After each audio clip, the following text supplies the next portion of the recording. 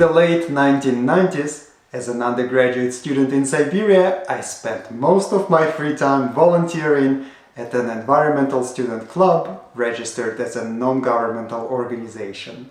We organized environmental education activities for city residents, riverbank cleanups, Earth Day celebrations, bird watching outside the city. We helped school teachers to integrate environmental education in different subjects, and through debates and newspaper publications we influenced the public opinion on environmental issues and the decisions of city officials, at least about how to spend a regional environmental fund.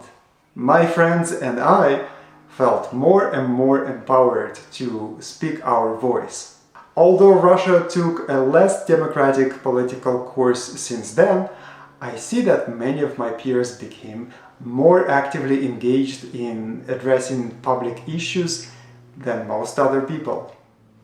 I think that many environmental education programs are offering experiences for youth and other community members that are similar to the experiences I had in my environmental student club.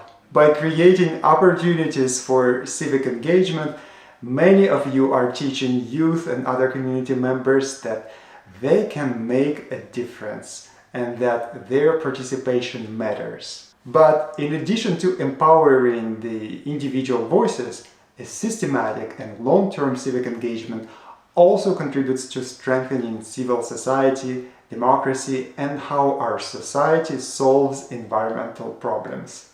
Let us review 3 potential broad outcomes related to democratic decision-making that can be fostered by environmental education.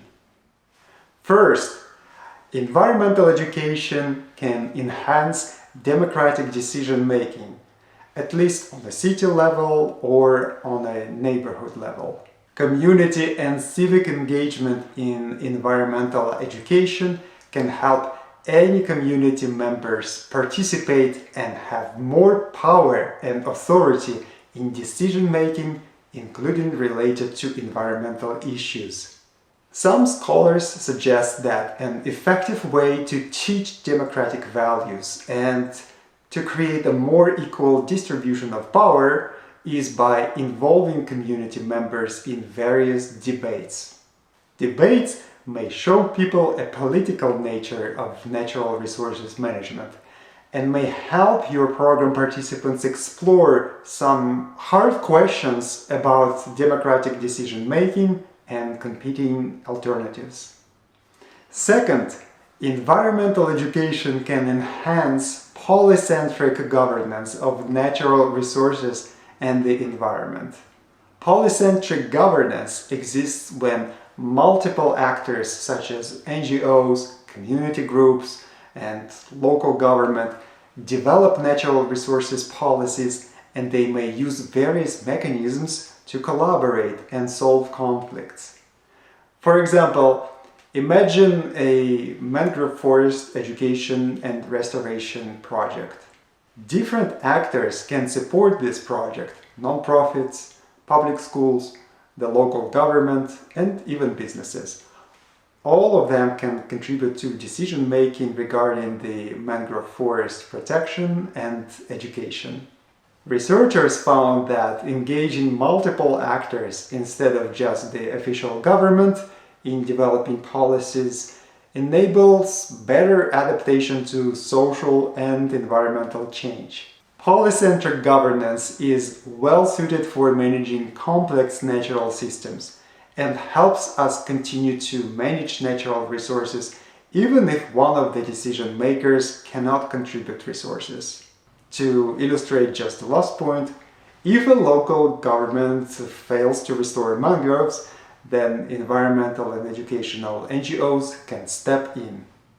Third, through community and civic engagement, environmental education can contribute to participants' mental ownership of protected natural resources or environmental restoration projects.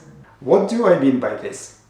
Mental ownership reflects your perception that particular environmental objects, such as restored ecosystems in which you invested your time and effort, are your own achievements. The feeling is similar to your ownership of your property. You see the value of restored ecosystems and you want to protect them as if they are your own. If people govern their resources through democratic debates and polycentric governance, it would be useful if they felt an ownership of their local resources. To increase mental ownership through environmental education, we can use advice from researchers. You feel ownership after you invest mental and physical energy in an activity. For example, if your community members invested their time and effort in learning about and actually restoring an ecosystem, they will be likely to develop mental ownership of this project. These are just some mechanisms of a more democratic and civil society that help us manage the environment.